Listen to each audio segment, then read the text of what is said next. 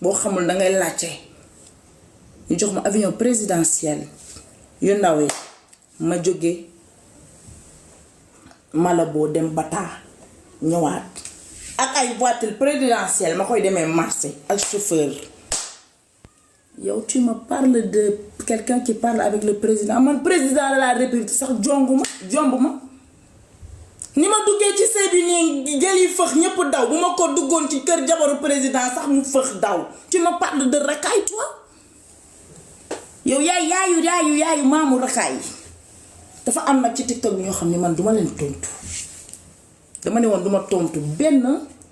kuti mais yow wax ak yow daay jox parce que dangaa war a tu dois fermer ta clapette dangaa war a noppi. yow yaa toog nga ne dangaa jooyloo sa ndey say rakk mere la duñ la tudd ndax Farba daa toog ne dalaa juutal